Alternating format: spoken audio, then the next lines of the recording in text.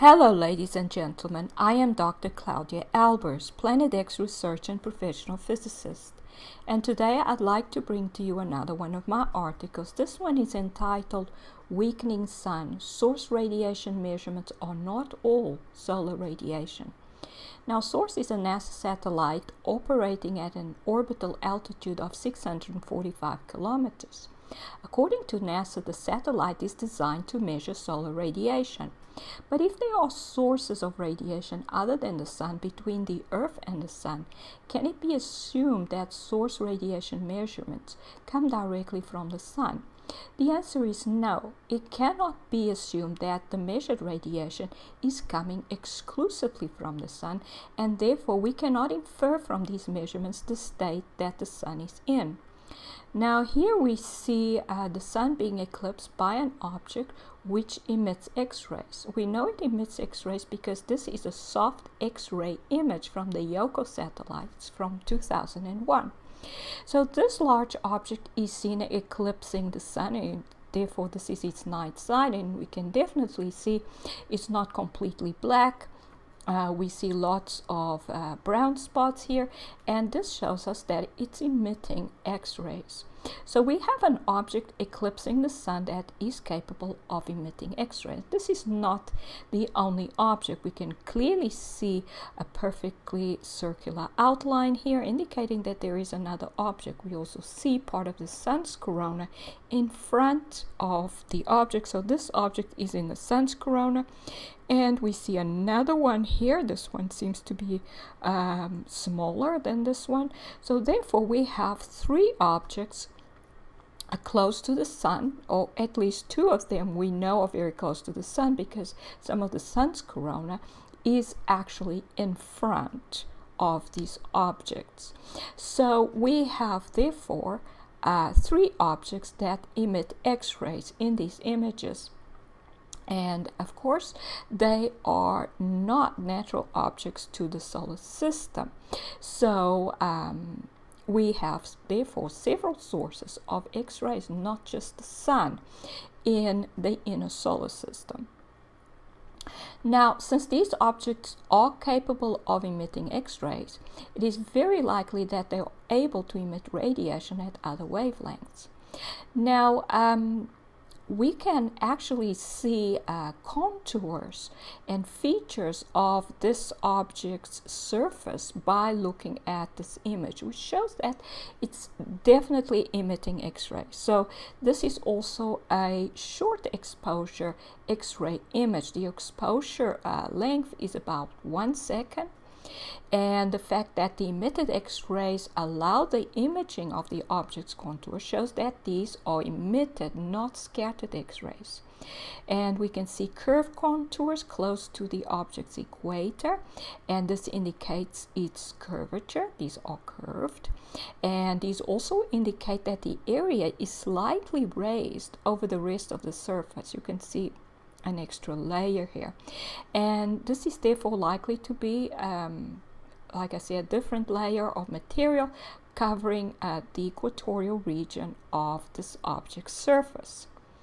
Now, some people will of course say that this is the moon, but it is impossible for this to be the moon because the moon does not emit X-rays. The moon scatters a few solar X-rays, and the number of X-ray or solar X-rays scattered by the moon are so few that this is a 30-minute exposure of the moon in X-rays. And you can see on its night side there are very, very few scattered X-rays. And so this is 30 minutes, this is a 1 second. So there are so few X-rays scattered by the moon that it's less than what is coming off the surface of this object, the night side. We'd compare night side with night side on both the moon and this object, that this is what is coming out in 1 second for this object, and this is what's being scattered by the moon in 30 minutes, in other words 1899 seconds. So this shows that this object is clearly not the moon. Also, the number of X-ray photons is such that we cannot even see any contours, any details about the moon's surface, and that is because these are not emitted X-rays, these are scattered X-rays. That means they are reflected by the moon's surface at all sorts of angles, which does not allow imaging of the surface. Now, so if these objects, so we clearly have objects that are emitting X-rays, we therefore have additional sources of X-rays in the inner solar system, and if these objects emit X-rays, it's likely that they will emit other wavelengths of light. And here we have an SDO image. And this is a composite SDO image, and it shows an object in the sun's corona.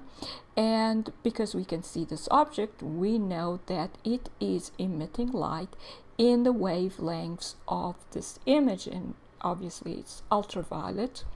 Most of the SDO images are in ultraviolet, and this is a composite ultraviolet image.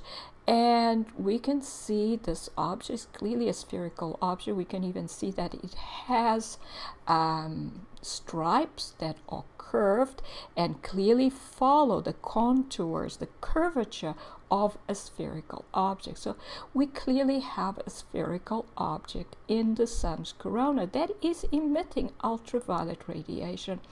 And this shows that these types of objects, and I call them Planet X objects, call them stellar cores, that these objects, which are basically part of a system of dead stars that have invaded the solar system, emit radiation just like the sun emits radiation.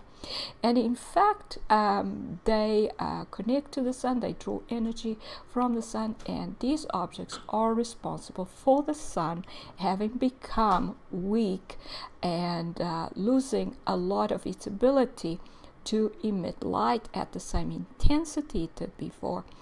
And so we cannot assume that all the radiation detected by the source satellite is coming from the sun. We can therefore also not assume that whatever radiation measured by the source satellite tells us about the state that the sun is in. Basically, if the radiation that is detected is normal or above what it was before, we could say, oh, the sun is emitting all this radiation, therefore the sun is still strong. But the fact is that the sun is much weaker and getting increasingly weaker, and this is obvious from the SDO images, which best show the sun's corona, and these are the 211 angstrom images, and we can see that the sun's corona is getting smaller and smaller. It's basically disappearing. We now have permanent coronal holes at the north and south poles of the sun, and we basically have a permanent coronal hole now that has developed in the sun's equatorial region. And this shows that the plasma density within the sun's corona has decreased more and more to the point that there's hardly any corona left. We do not see it on the sides of the sun usually because we're seeing the corona from the side, and it will seem to have a higher density. But the moment the sun turns to face the spacecraft, then we can see how thin it has become. Now, these are images from several years back. This is the sun in 2018. This is the sun in 2017. This is the sun in 2015. And this is the sun in 2011. 2011, the sun was only, this is from only just a year away from the last solar minimum. at the moment the sun is about a year away from the next solar minimum. So if we compare the two, and even if we compare 2011 2017, we can clearly see how much the sun has weakened. We also had that by 2015 a permanent coronal hole had opened up at the sun's southern equator, and this was quite close to solar maximum. This shows that the sun has been weakening independent of the solar cycle. Now, in addition, there is evidence that from a patent from 1977 that the ionosphere and the Earth's magnetosphere are being manipulated through the injection of cold plasma, such as ionized hydrogen, or through barium clouds, causing an increase in electron density and leading to the creation of artificial aurora at the magnetic poles. So, and in the same patent, it's also mentioned that high altitude nuclear explosions were being done. And this indicates that radiation detected by the source satellite can be artificially produced. This also means that neutron or alpha particle detection cannot be assumed to all be coming from the sun or even from interplanetary space, as it is possible it arises as a result of a nuclear explosion having taken place within the Earth's magnetosphere. And you may look at article 222 entitled Artificially Manipulating Ionosphere and Creating Space Weather Through Chemtrails. And I have an article entitled Stellar Cores and the Dying Sun, that's article 193, that specifically talks about how the sun has weakened and how the stellar cores lead to it weakening. Now, this is a graph. It comes from a paper by Livingston and Penn, and they studied the sun's magnetic field associated with sunspots, and they discovered that it had dropped independent of the solar cycle during solar cycle 23. So between 1995 and 2009, the sun's magnetic field associated with sunspots dropped at about a rate of 50 gauss per year. So that was between 1996 and 2009. So independent of the solar cycle, the sun was already weakening during the last solar cycle 23.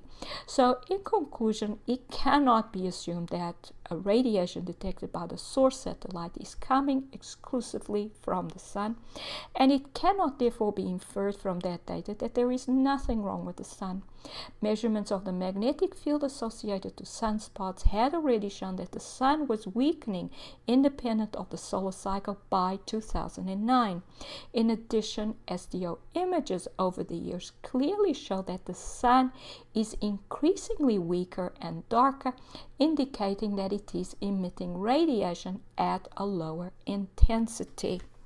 This is Dr. Claudia Albers, Planet X physicist. Thank you for watching.